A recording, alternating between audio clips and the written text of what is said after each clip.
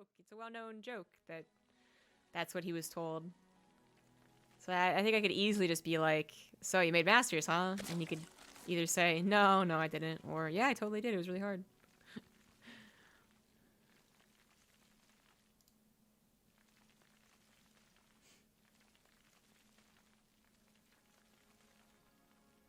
Bar exam in a week? For anything like me, you'll know you're supposed to be studying. Say, I got plenty of time. I know a lot of stuff already. Get to 48 hours before, go, oh my god, there's so many things I still need to study, and then panic and overexert yourself. It's usually what goes on with me.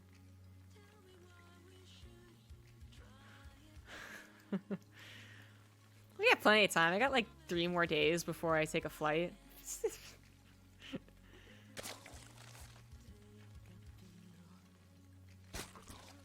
Well. Anywho, so this is the best of 3 from the EPL that happened like literally yesterday.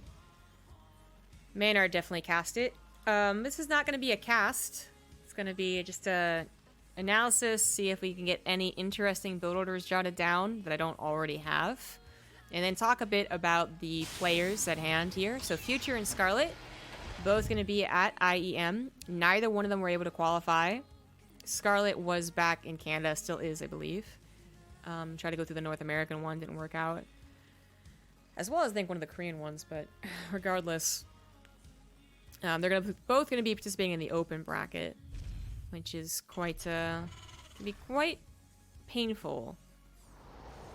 The 76 players, the bottom 76 players aren't going to be, like, the scariest, but then as soon as you get past 1 round, then you're already in a pretty scary pair of players. So, I think we all kind of have high expectations for Scarlett, because, well, she's Scarlett. She always has high expectations for her. But for Future, I think we have to be very realistic and say that it's unlikely. I think that it is absolutely possible that he makes it into the round of 24. Good night, Gemini. Thanks for chatting. Cast Amateur Team League yesterday. Trying to figure out ways to get better. Next time I should play something to talk about with standard builders. Ain't just anything besides that. Not really. You're right, it's hard to get information on them. You can try and create some rapport with players, especially if they show up a lot and get to the Final Four a lot. And just ask them questions. Even ask for an impromptu interview afterwards. But that's generally what you're going to do. And the more you cast the event, the more you're going to make a storyline out of the tournament itself. And then the more you cast the tournament, you'll also come up with storylines for the players. It'll take a little while, but it'll start happening.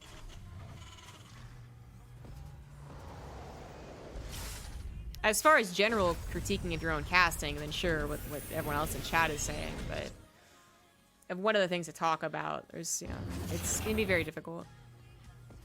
Scarlett's going to go ahead and cheese here. So Future was showing some weakness to Roach Ravager all-ins. But believe it or not, to the 1 base, the proxy version, Bly was using that against them. Or either it's proxied or it's like, a natural with almost like basically no drones. So I'd still call that 1 base. But the old-fashioned one that no one really does anymore. Scarlett going for this early of a Roach Warren is going to be going for some aggression, but she's up against something that arguably counters it. If the Hellions get a hint of this, which is they should, part of the reason the Hellions get out here is to scout, not just to try and look for creep tumors or drones. Then the Banshee doesn't go across the map. If it does, it's a very risky maneuver. It can, but it's dangerous. And stays home. The Hellions are pulled back to a safe location to wait out the roaches, so the Lings are being forced to use, and then you have both things to counter both things. Works out wonderfully. The only way it doesn't work out is either if you get surrounded on the offensive with your Hellions, so you're down to 2 or at worst 0 Hellions, or your Banshee, as I said, goes across the map and then it's actually like either runs into a spore crawler or gets parked on like over here and you forget about it. Like, it's a lot about timing, but As I said, the Scarlet was going to go for an attack. She actually decides not to do it. So seeing that Banshee might have been the difference maker. She would have seen it with this Overlord. But she was absolutely... She had stopped droning for a little while. She had a big surplus of Overlords waiting to be built, like nothing but Roaches and Lings. But I think if you do see someone who is out on the map with Hellion Banshee, not creating any open opportunities to either sneak by or die, then you gotta give up on the idea. So Future, in turn, by the way, sees Ravages already made. That's a bad sign. If they're gonna go for Roach defense, they're gonna only make Roaches. And probably not that many. So that's a bad sign. He absolutely was in the right to be cautious there. Pulls the Banshees back, and then gets a couple bunkers. Kind of unnecessary, actually, but definitely safer. And then realizes Scarlett's not gonna commit to it. So already a bit of an interesting opener that should put Future in the lead. As he saves all of his units, he's still going to have at least some control of the map. No fear of being attacked. A run by maybe catches his Hellions off guard, but maybe not. And yeah, gets any damage that he can. Scarlett's going to push the one thing she's always good at, which is creep spread, even in the desperate times. Overlord's going to take the opportunity to kill that. He did go for a Banshee first, by the way, because that's the other thing that can kind of offset whether or not a Roach Ravager all-in does good, as well. If you go Viking Banshee, obviously your Banshee comes out later, Hadoy, but your Cloak pairs up with your Banshee, so sometimes it's just like a really nice thing to do in a macro game. But that was a Banshee first, and only. Oh, that's a cool little wall he's setting down here. He doesn't... It could be difficult at this point to determine if Scarlett was really going into Ling, Baneling, Roach Ravager, or was just going for the Roach Ravager attack, decided not to, and then goes entirely all in on the Ling, Baneling idea. It'd be very difficult to tell. We can tell 8 Ravagers are on the way, Roaches were made. She's even moving across the... That's a lot of Ravagers to make. I guess she knows there's a fence, actually. Never mind. She didn't see it, but she knows the timing, assuming that Future's going to go into Bio, which... She saw the Marines. So around that 7 minutes is when you should be afraid of like almost any bio attack or double drop. In this case, it's 2 tanks, 2 Banshees, handful of Hellions. And those tanks, while on creep, were so aggressively pushed that it just kind of surprised Scarlett's timing. She had the Ravagers, but the Banelings weren't done. Centrifugal Hooks also isn't done. 1-1 finishes up. She's going to go for the break here. Queens as well to take care of the Banshees. They do go down. Ravagers try and take out both tanks. And they do so before losing a lot of their lives. Slings and Banelings, unfortunately, do sacrifice themselves. It was just the things, like something had to be sacrificed there. And those are the least expensive things anyways.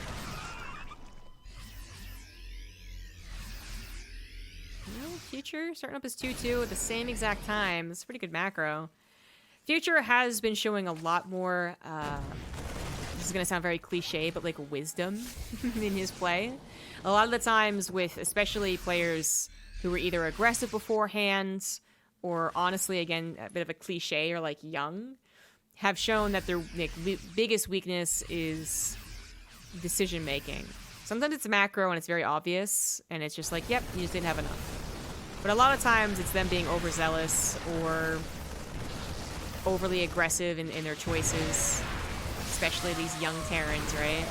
The Future's actually been handling a lot of things very well. Well, not that, though. Not that. And I will say with a lot of maturity, it's not just about being defensive and safe. It's about making the right calls to push and pull away from being safe or overly safe, right?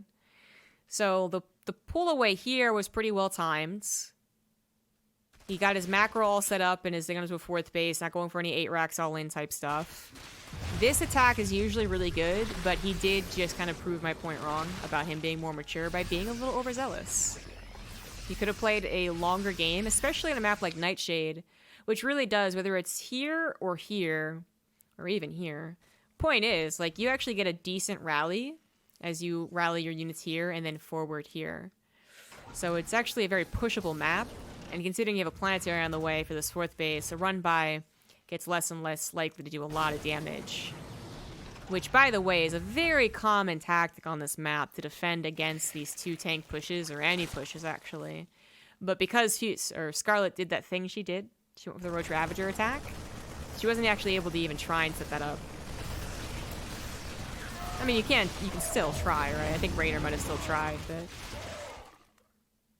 it's so, like, ingrained on Nightshade. It's like, it's almost like part of the build order at this point to have a Ling Run by setup.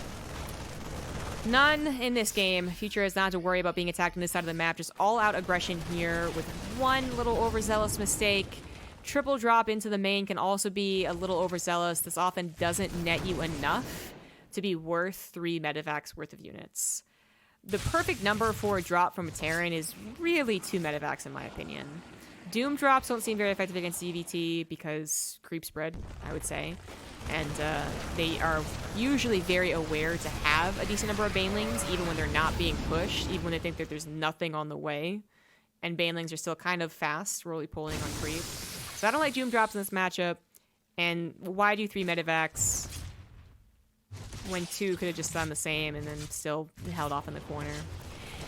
In this case, regardless of the number of units he dedicated to these attacks, they all kind of failed. Double drop in the main, triple drop in the main didn't do anything, just a little bit of scouting. 1 medevac barely survives. Double drop on the right side to clean up creep spread. Did clean up a lot of active creep tumors, but then almost lost 2 medevacs worth of lives. That would have been really, really dangerous for Future to lose 60 Marines and 2 medevacs, but as it is, still has a lot. He still has all those Marines. He's pushing a single tank, but more importantly, Widow Mines, as he has transferred through, takes the Banelings to the face, thinking that the Marines would mostly take them out. They mostly did, but should be a little bit careful about that. Once again, going to be forced away. Banelings, nope, being retargeted on. That was a pretty nice hit right there. Drop to the top right, not being controlled currently, but could go in for a couple of hits. Spine Crawler's not a terrible idea. Spine Spore combination is surprisingly annoying against single medevac drops. But again, double medevac drops, that kind of perfect amount, doesn't really care about it.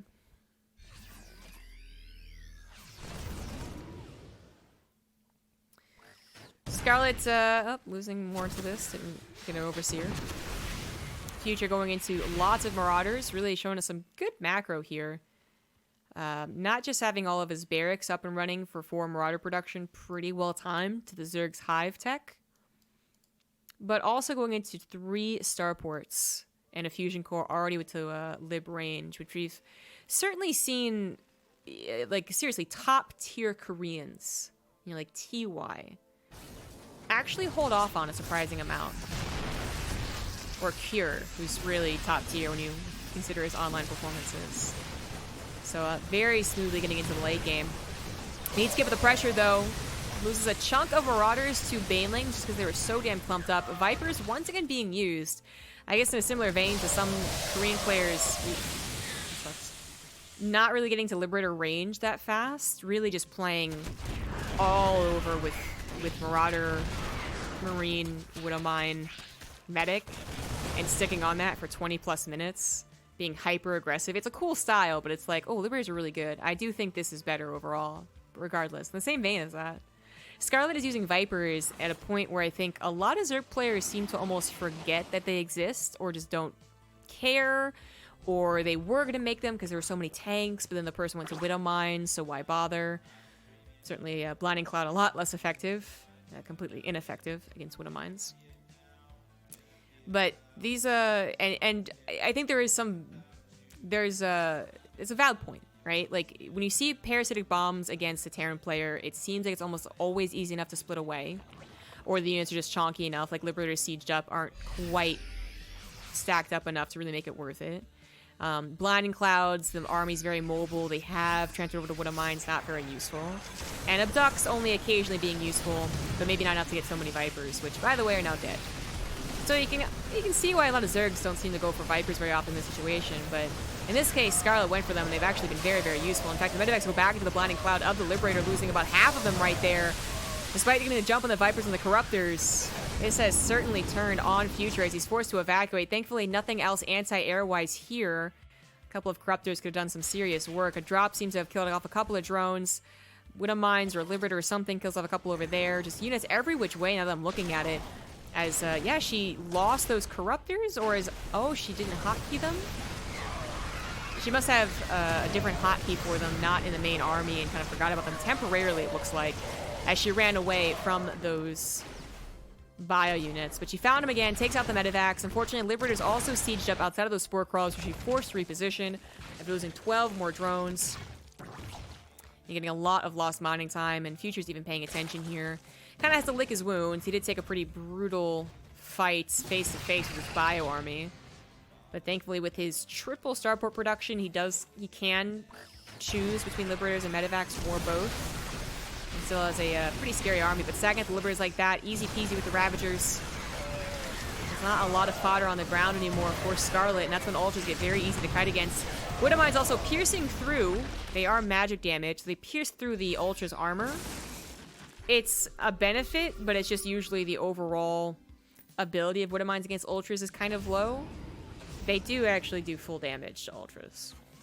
So, it's definitely more so that they keep up with the bio army. Generally, in the past, if an Ultra army came out, it'd be like, why even bother Widow Mines anymore? Either you still have a lot of tanks because you were a tank-based composition primarily anyways, or you've moved on entirely to Liberators with very little splash to help out.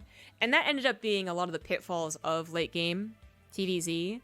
If it worked out to, you had enough bio to take out the Lings first, and you kited amazingly, and, your army's so chunky that you still ended up holding because you have a concave and a split and all that stuff, then fantastic.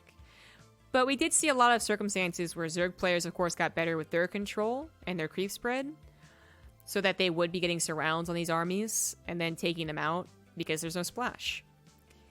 So Widow Mines seem to have really just been put back into the don't ever stop going them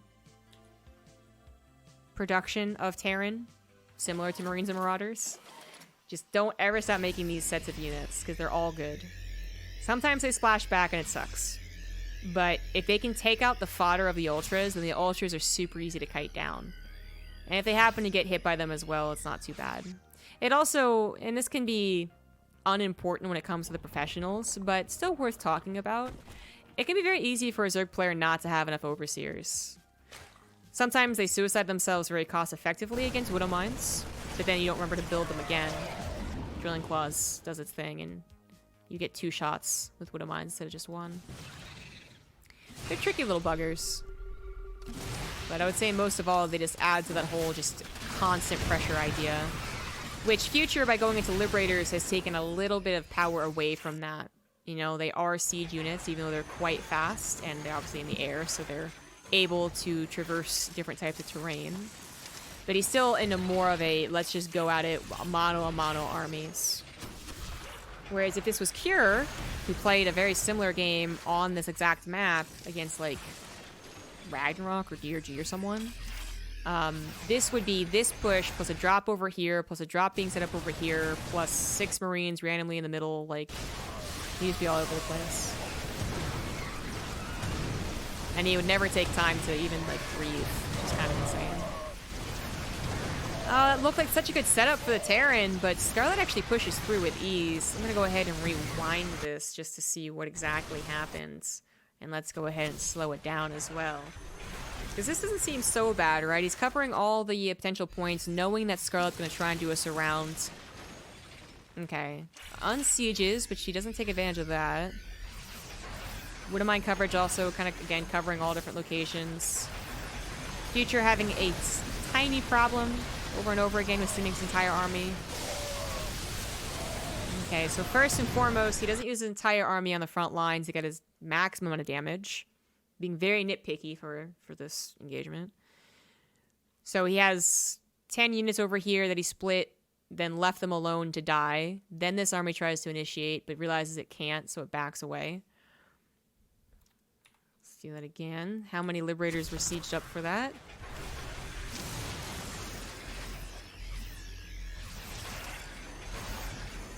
Upgrades are all even.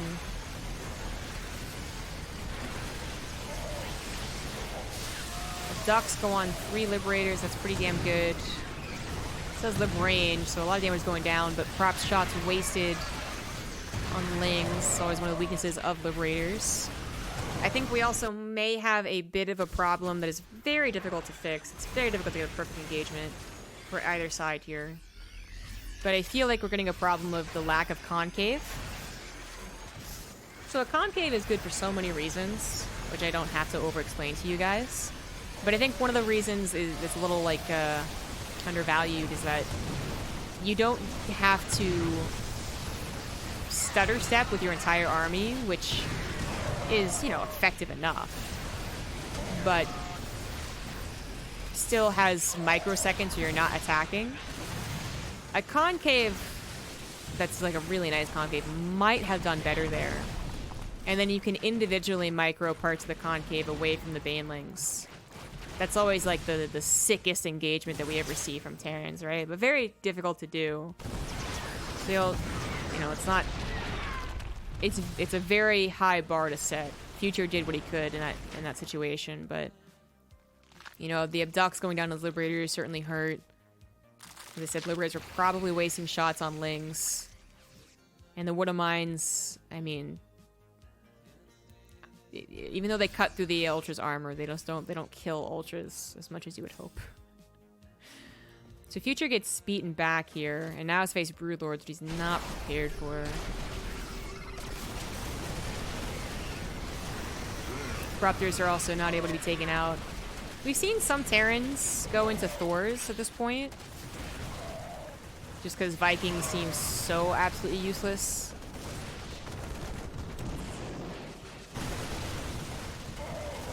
That can be very hard to justify.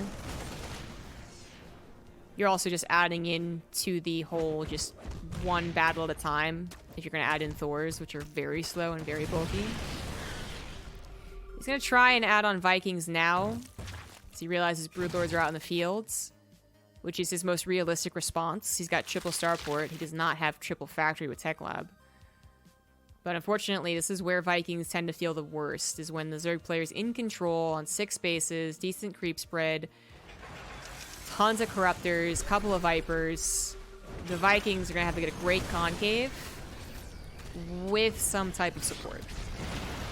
Some type of support. Photomines are definitely bad against Broodlings.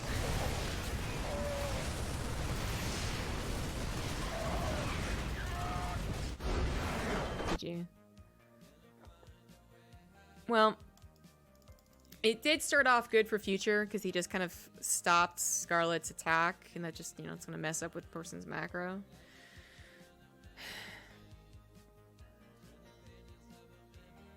I think the attack on the 4th base was also... It could have lasted longer.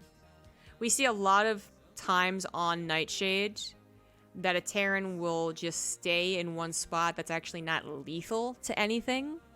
It can't kill a base. It can only deny creep spread. It can't even deny mining. It's just there.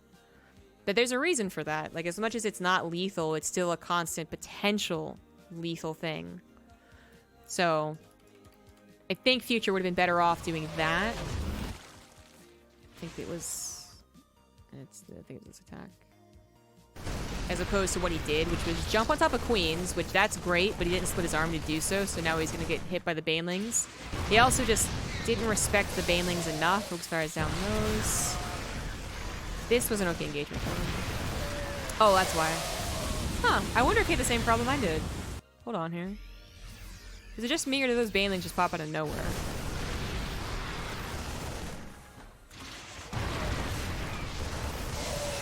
Alright, so he's like, down the Banelings, focus by the Banelings, down with the Banelings. And then suddenly, because they were all like stacked behind the Ravagers, I think I underestimated how many were left, and Future might have as well. Because Future repositions to a I want to be aggressive place. So he pulls back, very defensive. Then he pushes forward. Then he goes to the north. That's either a misclick, you know, AI just choosing a short path because he clicked like over here or something. I don't know. Or he thought he could continue taking out the Banelings and then didn't realize there was still enough to kill him. Anyways, I think if he hadn't lost his position here, because look how much is left over for Scarlett. You know, she doesn't actually push that army back unless Future gives those units away to an extent. I think if you just stay here and are like, yeah, what are you gonna do about it? You kind of cut off 5th base production. This other base becomes difficult to take as well because a single drop will do pretty good damage against it. And we see the Terrans very slowly chokehold the Zerg. I don't really blame him for jumping on top of the Queens, but yeah. Also looks like his combat shields was late. On his way with 2-2 doesn't sound right. Yeah, he forgot combat shields.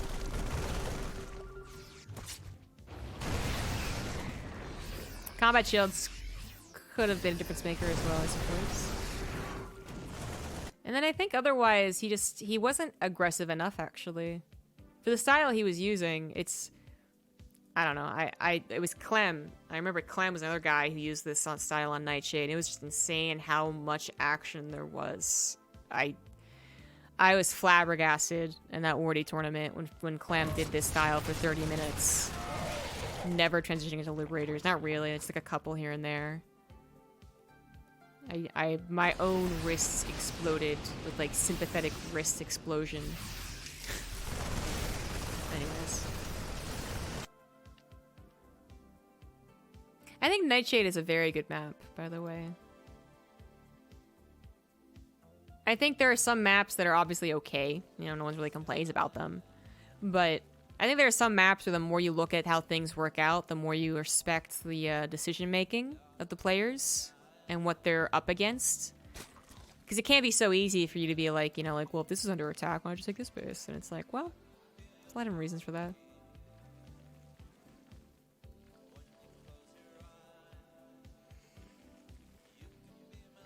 I guess I could have checked first-person view. You're right about that. See what he was paying attention to. I'm gonna go ahead and steal this Roach Ravager attack that was to be and then didn't actually happen.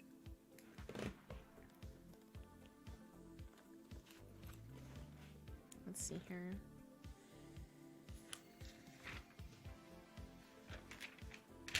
Yeah. So the important things I'm going to note here are the drone's timings, the drone count, and then the timing of the would-be attack anyways.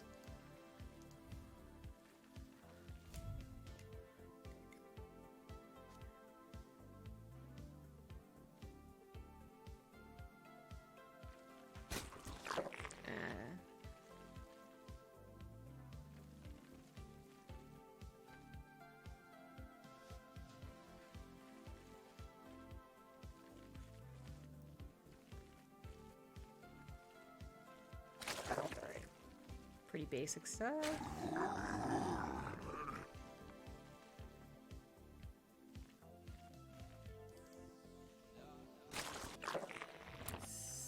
$16 hatch? I was looking at the wrong. Here we go.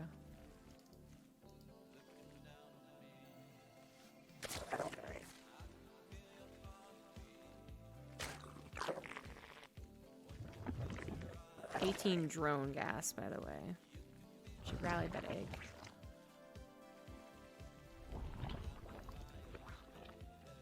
Oops.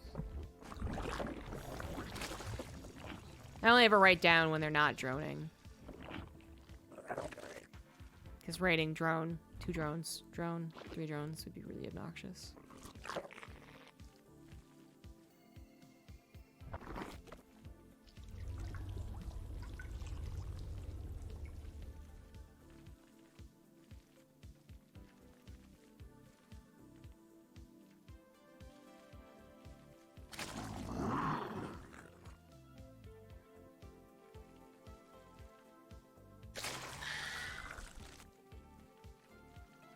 Speed. Stop.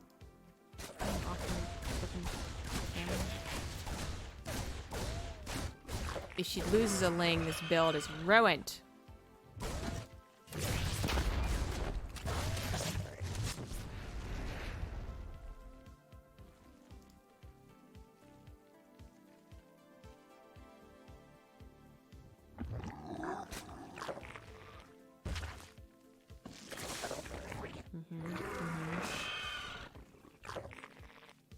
Alright, so already not getting a 4th queen. That was a 41. 330. 41. Well, 42 actually, because the drone died. 42. Actually, 43, because she also got extractor. Doesn't matter. Roach Warren plus gas. Metamorphosis complete. And already at a lower queen count than you would expect. Gas times 2. Thought it was 3 gases. Our forces are under attack. She gotta make a couple more lings, doesn't she? She doesn't really... Okay, so she starts making 41 workers. I think the common drone count is 42, actually. He didn't kill one with a Reaper, he didn't, but he got a creep tumor, which is much better, actually.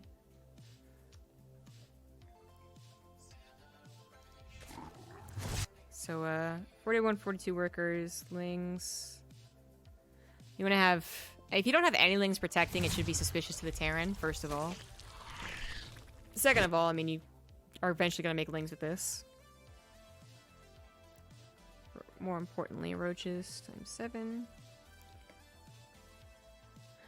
And it was also 4 minutes when this all started. Which is a very typical time for a layer to start, if not earlier nowadays. So again, another thing that's wrong. Overlord burst is what I'll call it. Just make a lot of overlords.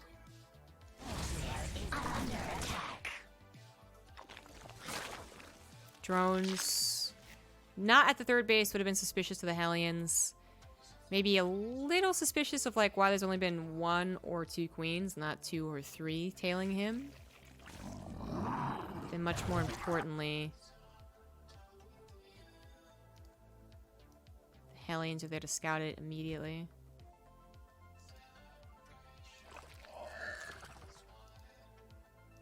Let's actually check a camera for this.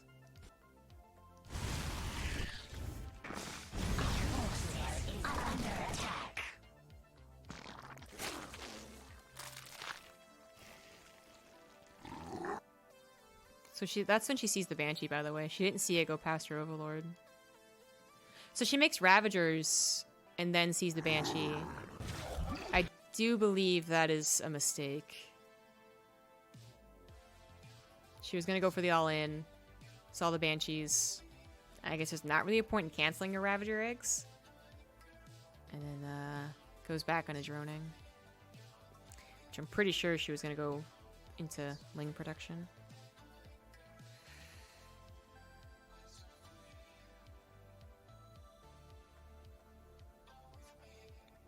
And with the time it takes to get to natural on this map, Nightshade, which is... Oops. 30-something seconds. Hold on. Nightshade is 34 seconds. We can believe that this would hit at pretty much 5 minutes, which sounds right to me.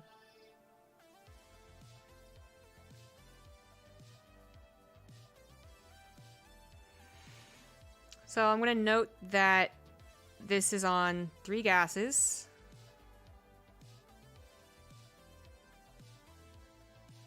.42-ish drones. Hits at 5. And then I'm also going to note that a Banshee first off a 111 shows itself on the front lines at 442. Banshee shown 440. Yeah. Because it's very unlikely that I'm going to memorize this entire build order unless I start using it all the time, which I wouldn't because I'm not playing Zerg. But I can certainly remember the 4 things I just wrote down. Well, 3 of the things at least. The Banshee thing I'm less emphasis on, but it can sometimes be interesting to compare and contrast with other Banshee openers. Like a Viking first would probably push that back to a what, 5:10? 5:15? Banshee showing? Although really it was shown to the Overlord, she just didn't see it. She could have been looking at the minimap to see something not looking like Hellions fly by, but I don't know about that. Because I don't think she makes Ravagers if she knows. Yeah. And then because pretty, I'm gonna go into highlighter mode. Playing Roach Timing or Ling All In? This is a Ling Roach Ravager All In that she has done on this map certainly before. No, I am almost 100% sure that she wanted to do this build against Future on this map in game number 1. And what changed her build was seeing the Banshee, because Banshee Hellion is very good against this. Especially if it's all on the front. If the Banshee's over here not scouting and the Hellions are over here not scouting, she probably still goes the push through the middle, because then she's not scouted until she's at the door. But she sees that everything is here, ready to scout. And if you have an extra 35 seconds to react, then you're not going to have a good time.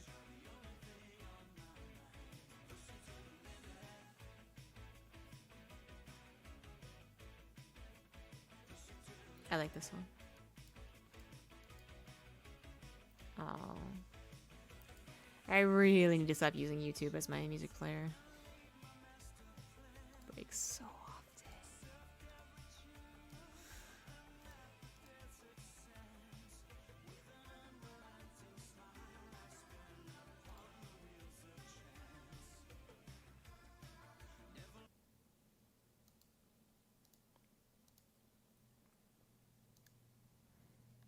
So highlight, underline,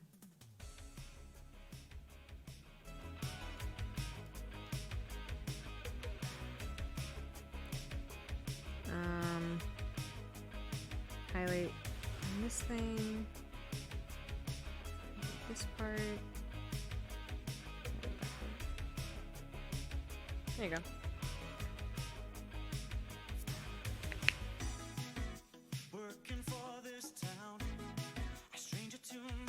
I should have Future's build.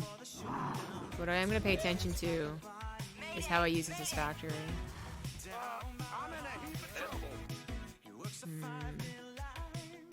This isn't the exact replica of the build I have from 2 days ago. I think that was a 1-1-1 with Liberator Stim.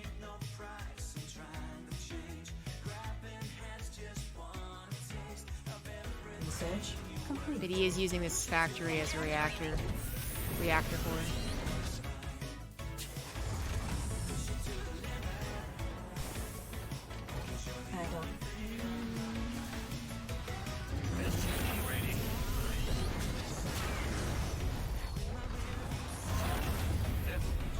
This is built a little messed up. Just would take immediately. I guess the trade-off is that the tech odds available because he went for a starport anyways.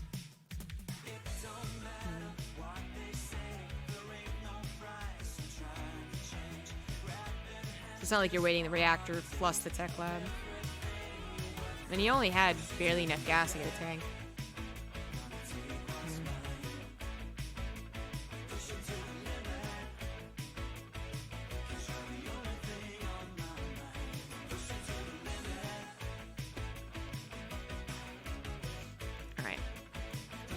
Number 2.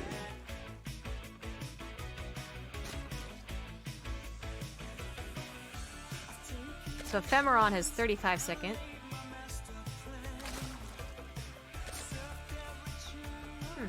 Ephemeron is slightly longer than Nightshade.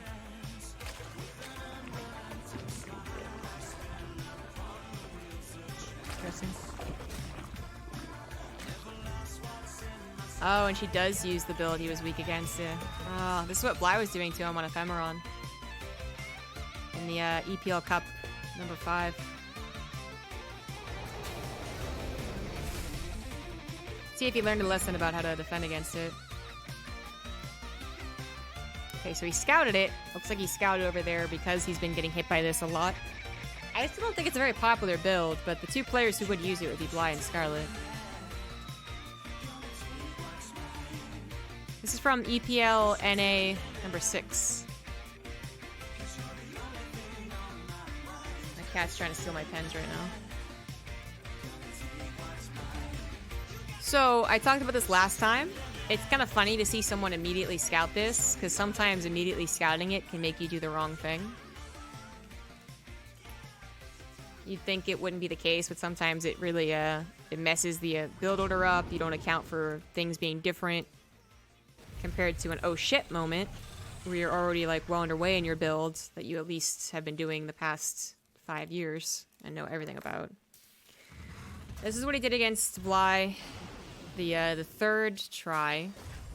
Bly did this to him twice in 3 games. The second time he did this as a defense. Taking out the Overlord can be pretty damn critical. In fact, that is a big difference already. The Overlord is absolutely necessary. So that is already too different to even talk about. Generally, I would say you also try and hold a wall as the most important thing to defending against this. But Scarlett is not only lacking her air vision, she's also supply blocked. That is crucial extra seconds that this tank gets out, that a reactor finishes up on a barracks, that SCVs can be pulled to the front if that's your plan. Like, it's so crucial. It's on normal speed, so it's not as fast.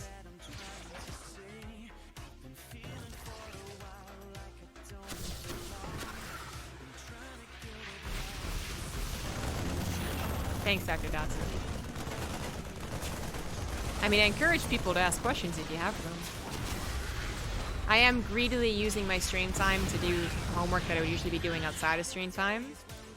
But, you know, if people like it, I think it can be worthwhile content. Walking a hatchery is a good idea.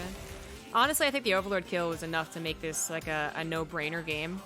Like, seriously, it is that big of a deal. And if he had lost from this position, then he would have done something stupid like put his tank here, because he thought, oh, no second Overlord. Zerg players, for the most part, only put 1 Overlord on this side of the map when they're playing a macro game. Some don't. Some still do 2. It used to be standard to do 2, actually. But this, that, or the other, Overlord speed, metas, blah, blah, blah, kind of changed up. So you'd usually see just 1. So in a very just like far out, you would never really use this to guess at what they're doing way, you can kind of tell if they're going to try and cheese you or Nidus Worm attack you or something. Although with a Nidus Worm, they'd obviously just be able to get an Overseer across the map pretty quickly. Yeah, she had a second Overlord. And she was going to build another one too from this hatchery, which she did. I'm saying hatchery here. Hatchery. Banshee wins pretty convincingly against a Queen. So, with the dodge micro. Second tank is here, Banshee's here. It's a desperate attempt to get up the ramp. Not going to work out. GG.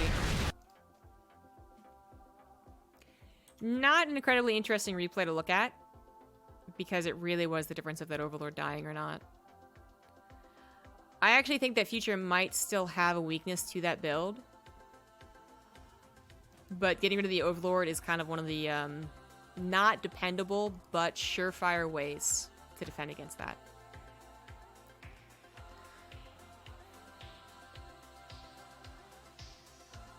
Did 7 Biles rig the bunker? It was, yeah.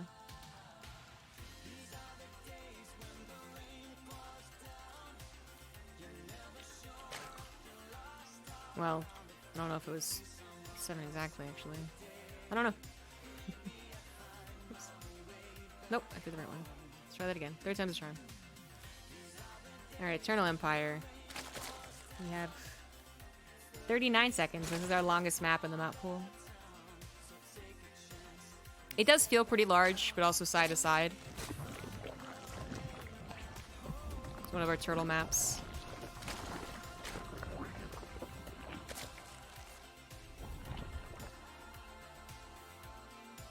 SCV Scout makes sense.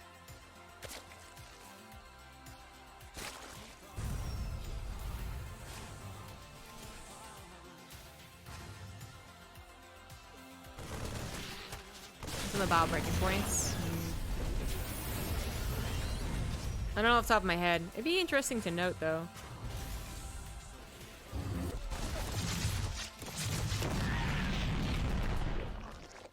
The amount of repair would also... Either the amount of repair or how much you can actually get, like, instant 7 vials, like, all at once instead of staggered. Would be some difference makers. We have... Okay, she's been doing this a decent amount. I'm gonna steal this build as well. But the fast Spire, and Spire in general, has really come back. Which I'm happy to see. I still think that sometimes Muta games can be really boring. They take control of the mid-game to a very severe degree, and then... those both Banshees. And then it just kind of was like waiting for the Terran to die. But I think Mutas in general are more fun than Roach Ravager or Pureling Bane. Alright, so... just going for one upgrade this time. She has shown... So you always want to get a Baneling Nest with this, even if you don't get very fast and typical hooks. Just to threaten. Any push that comes along. And you also need some really good creep spread with this. You're not working on very many queens. And you are relying a lot on some advanced notice and time buying to make up for these like really early mutas, right? So Future doing a decent job defending the creep spread. He took out a bunch with the initial push she just replaced. But she does now have 3 extra queens. So that should be enough to really get the ball started on creep spread. Her mutas are out as well, which really forces everything back home. Future did go for the same build as the first game. He just lost his 2 Banshees. And that was painful. They didn't do as much as they should have. I think the Hellion control is actually pretty good. Kind of making up for it. The turrets are now done, but they were late. Looks like he didn't anticipate the mutas. And I think there were signs that were available. Upgrade complete. In terms of like drone count maybe, but yeah, I guess it'd be very difficult to tell that it is this fast mutas. So they're a bit of a surprise. 4th and 5th base going down. Comments to double expand. Just take the map as you do mutas. Just take the whole map. Yeah, she does do some double upgrades after Baneling Spire. But this one, she went for a single faster Carapace upgrade, which is interesting. An improvement, perhaps, on the build she's been using. Clearly, that's one less Muta or a later upgrade on them. I think in this case it was one less Muta. She already has +1. 1.5 less Mutas. It's expansive. Thors are very quickly gotten into. I mean, second factory came down like as the mutas appeared. Dragon Claws should also still be a thing. Does it already have it? A little low on that gas. 3rd base was under attack for a little while. Not a lot of mining. Not totally efficient gas mining. Creep spread's not very scary right now. Just a little bit farther than that 4th base. Over here, it's probably going to get out of control unless Future can start doing some multi-pronged harassment, which is tricky for obvious reasons. But this creep spread isn't so bad. Future just saw a bunch of Ling Baneling already waiting and is playing kind of conservative. Surprisingly so, I would say. He might not feel very confident in his splash damage, which I think is understandable. He has 1 tank, and that's actually it. I don't really include the Hellbats. But his Widowmine production is also... I bet Thor might have been too fast, actually. A Thor is kind of expensive. And by kind of, I mean pretty expensive. I think maybe delaying the Thor and going into Widowmines and Drilling Claws instantly, and then a Thor, would have been better. I think either way it was an issue of this 3rd base, not with continuous mining, like it probably should have been. And he uses Widowmines defensively as well. I think this was a scarier push. I think with the last 30 seconds of me talking, it became increasingly less scary of a push for Scarlett to deal with. That's quite the spread, but I think we're looking at... Okay, this is better. Yeah, a little bit better. Alright. That's worth going over again. It's an okay trade. You know, banelings are suicidal and all that. But at the end, it turned into a really bad trade, actually. I said that when the supply was even, and then it just... Whoo, okay. So, a couple things here. As I said, this is like already a little less scary. He needs to back off of creep. The Zerg is actually ready to go right now. A lot of times if they're making a couple extra banelings, those are banelings they'll keep in reserve for like the second round. If this attack, the big swamp, doesn't work, the only thing saving you from a snowball is like 8 banelings, right? So even if she waits for them, which she might, this is an army I think they're ready to go. So even though you're like accounting for the creep spread to go back, I think you would play conservative, because again, we're talking about also a pretty low number of splash units here. Literally 2 of them. And then what I was gonna bring up was that this is kind of a classic, like, how to say, like, it looks like it's good. How many Banes was that? She got up probably to 40. Oh, she's about to have 40. She's about to have, whew, 50. It's a lot. It's a lot of banelings. Anyways, it looks impressive, but this happens where like half the army's actually not helping this like portion of the army. You also see this with like splits and marine micro against banelings. Truly great splits aren't just pulling your army back. It's actually pulling your army back only slightly enough so that they attack, and then pull back and attack, and then pull back and attack on you know, 6 different fronts. And that's why patrol micro was the go-to micro of the 2011-2012. I'm actually not sure a lot of Terrans do patrol micro anymore with their baneling splits. Marine splitting against banelings, that is. Just because we don't really see a lot of games determined by splitting. I think everyone's macro got a lot better. And you know, the whole keeping a couple of banelings in reserve also became very important to Zergs. Maybe some other reasons, I don't know. But I feel like we don't see it very much anymore. But patrol micro is great because you would only move far enough away to be the maximum distance. To be the distance away of the marine fire, right? However long that is, I don't fucking know. 5? Oh. But now if people do it by mouse micro, they tend to like, you'll see this with like beginners. They'll think they look really cool, and it does look cool, but like they'll have a concave here and put this marine all the way back here and like back here, and like they don't really trade out much more effectively. Or really, with amazing marine micro, you're supposed to be able to trade out more than a 1-to-1. 1-to-1's like the basic goal, but you could do it even better. Anyways. That was a bit of a tangent. The point is, like, if this is a concave, then ideally you're attacking while this is going on, instead of having most of your army not attacking.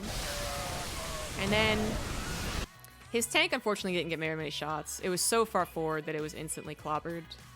What am I apparently got a shot? I think I heard it anyways. And then the creep hadn't actually gone away entirely, so his left side was a little wrecked. But this is more like what you would want. Even more of a concave, though. Like over here, too. Okay, his left side gets a little wrecked. This bottom, he just needs to start microing, but can't really.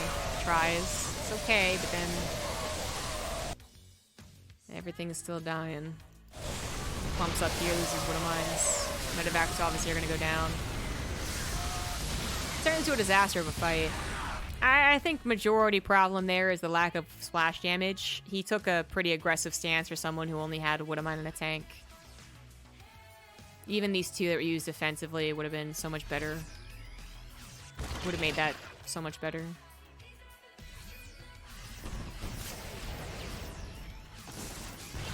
But then the actual engagement itself maybe could have been a bit better.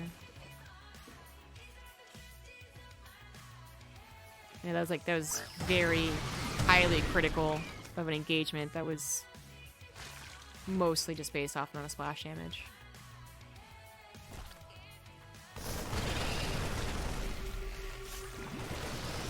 Even down 30 supply, it's not terrible for the Terran. As you can see here, Future tries to go back on the offensive. As long as they don't die to a snowball effect. But Future's in a terrible position because he doesn't have a 4th CC on the way. So he's got to hope that she doesn't macro well, which she's going to be fine. Some pretty good Woodmites.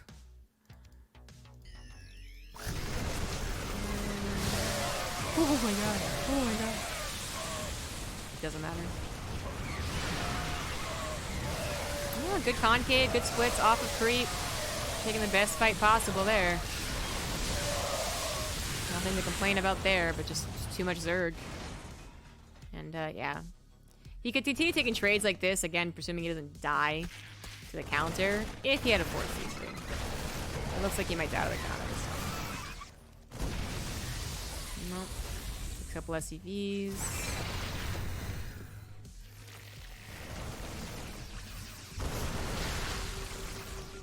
Scarlett has to be very careful about not over-investing to a potential counter. This is main lifted. Just because she has 75 workers, 5 bases, doesn't mean that she can bully the Terran. This is when Terran's just ability to survive really becomes frustrating for the Zerg. Nice size of banelings, but the mutas are not here, and there's a lot of lings coming to the south, so being this heavy on creep is super scary, but he at least has these Widow Mines, and the Thors are on the front line this time as well.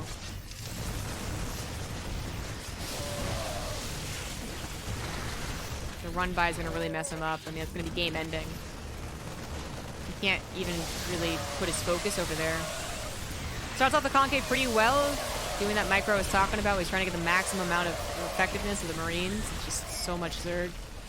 The Thors stand pretty damn strong at the end of this, so this is actually kind of close, but this Ling run by was absolutely brutal. Kills 13, 14 SCVs, might get the command center, distract them as well. Well, Scarlett is certainly low on those units. A lot of those mutas died with the attack. 18 SCVs.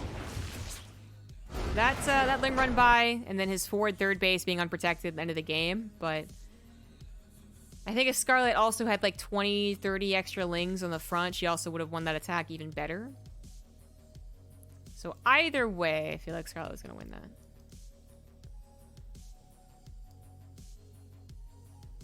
Let's steal her build. Let's get it.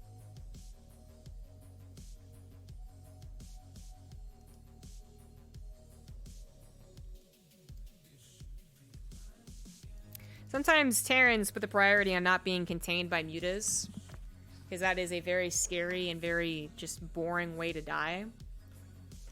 Which I'm guessing was, I think if he knew about the mutas in advance and had a calm reaction to it, he might not have gone for a Thor, but because they were a little bit of a surprise, his initial instinct was not to let the snowball happen. But yeah, I think that was the wrong thing to do.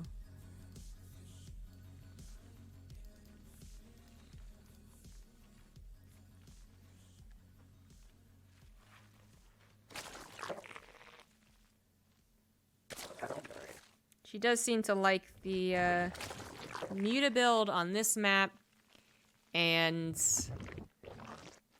the Roach Ravager Ling attack all in on Nightshade. It's been kind of a trend.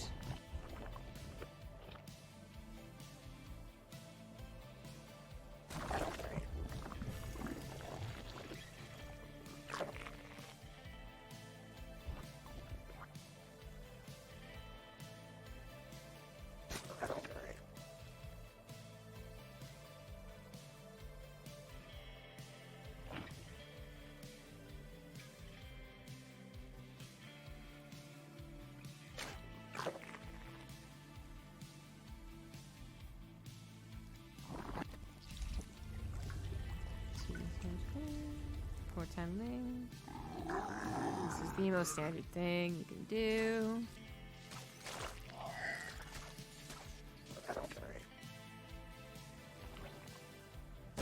wanted a similar time patch. Just completely denied it though, so it's a little awkward. Our forces are under attack.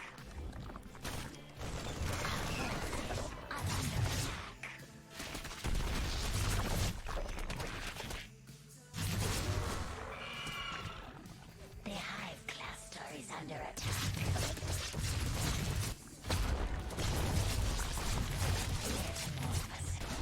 This lasted so long. It's being super awkward.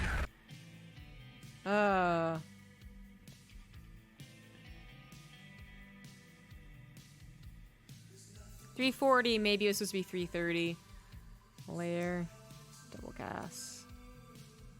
I'm assuming she didn't take off of gas.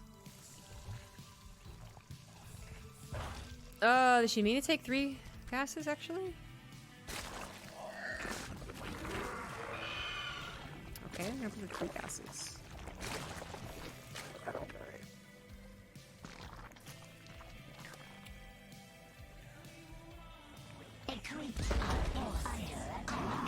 Another queen.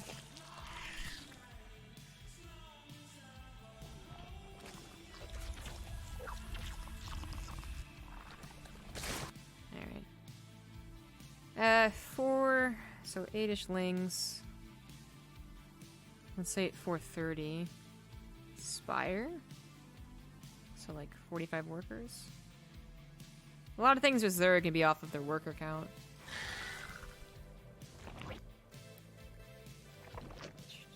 And a baby nest. And an evolution chamber. Which I just call an Evo.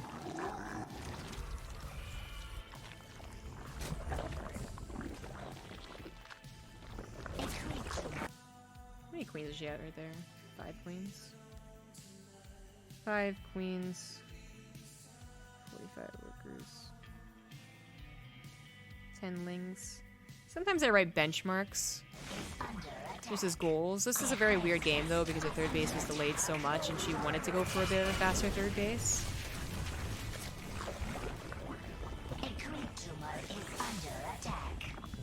Is there a flex here to go Corruptor? Yeah, probably. And then you just wouldn't... Well, you could still go into Baneling speed, I suppose, if you wanted to, but... the trend lately has been bio for Terran. So I'm thinking she knows with future plus Terran meta being bio, she's not anticipating the BCs at all. But if it did happen to be a BC, which she has not really confirmed it isn't, then yeah, she could go for Corruptors. She didn't see a Banshee. I think she just knew the timing of the Banshee. Yeah.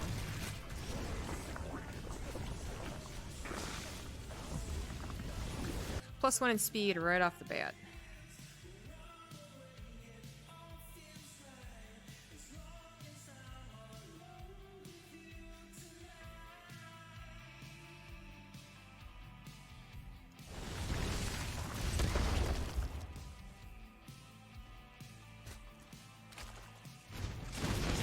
Carapace upgrade suggests she's not sure with the follow-up.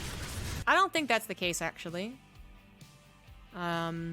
So she has done, as I was saying, double evolution up chamber upgrades with this similar setup, but later. So more dedicated to the mutas and the muta +1. I believe the +1 Carapace is an improvement based off of having trouble with the first 16 Marine push or drop or double tank push. So you at least have the upgrade. This is also something we would see against the 2-1-1 when it was popular. Zergs would just go for a single Carapace upgrade, realizing that the importance of a +1 melee is not that high compared to just dealing with the push and then focusing on macroing, because it became it was like a figured out build. It was like a figured out game. So I don't think that's why the Carapace is on the way. I think she knows it's bio. If she didn't know it was bio, she would have attempted more scouting. And by no, I mean a very good guess.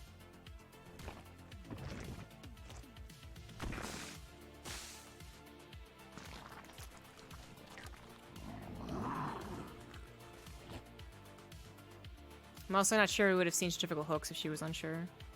Banelings can be used against mech, like after BC, but generally we'd see like a Roach Warren and then no dedication to it if there was a lot of guesswork going on. Well, that's not gonna work, Queen. Wait, what?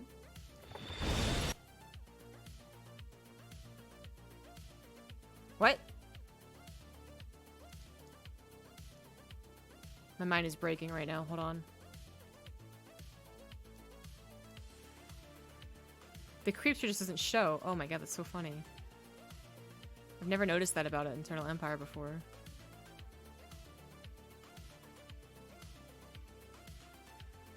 Is this a broken replay for me? Like, I swear that's been creeped up before. Like, actual physical creep.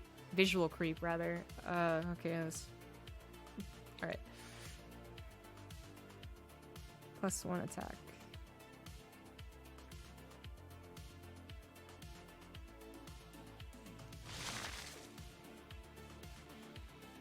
And then, like, trying to get upwards of, like, 8 meters.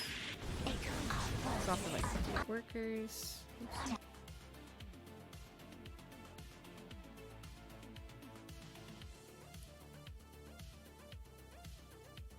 Going back in the drones.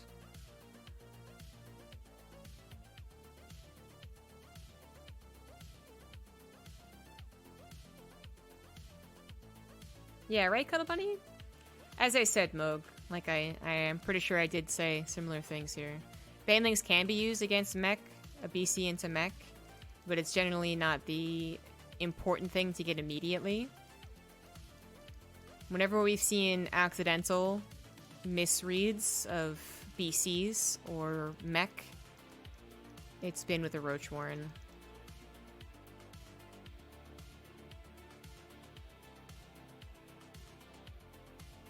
So they think it's bio, they get centrifugal hooks, they realize they fucked up, they grab a Roach Warren. Even if they do end up using the Banelings. Attack.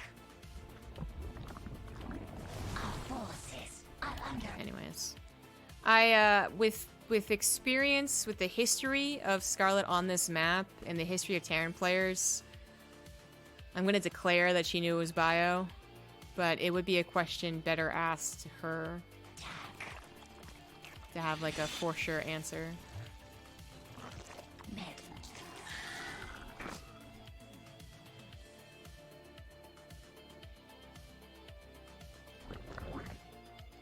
Maybe do pretty well versus Battle Mech. Not really. You'll see people occasionally go into them as a surprise, especially if the Spire did go unscouted. Even though it's a very common tactic against battlecruisers. But it doesn't really work out very well. Cyclones are fine against mutas until their numbers are kind of extreme.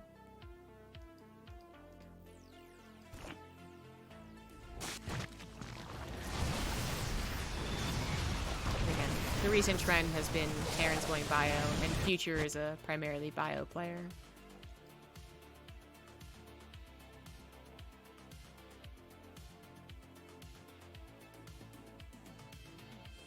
Seconds do very well against mutas. Yeah, exactly. Thanks, Monovatl. Liberators, too, if you have enough of them. Complete. And then, a double expand. Alright. What are the keynotes here? Timing of... You did, Moog, you did. Let's see here. The lair is a kind of normal time. But the 3 gases immediately with that is not normal. So that would be a tell. Clearly the the Spire going down is a tell.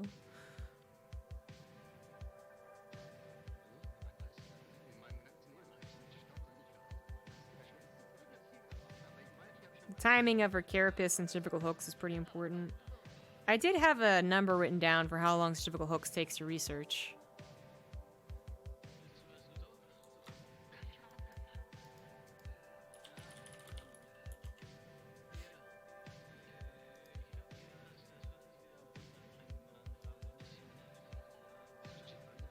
79 seconds. So, minute 20.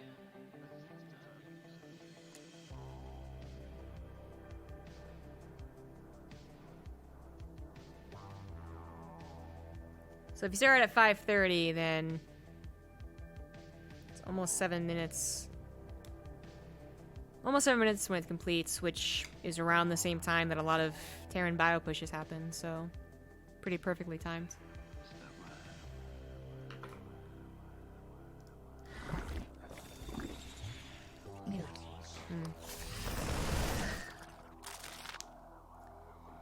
Yeah, right.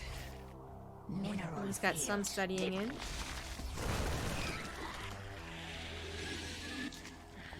Mineral field depleted. Metamorphosis complete. That was a fun little look into that TVZ. I do think that was somewhat indicative of what most TVZs will look like. Mech to bio has kind of been flip-flopping around.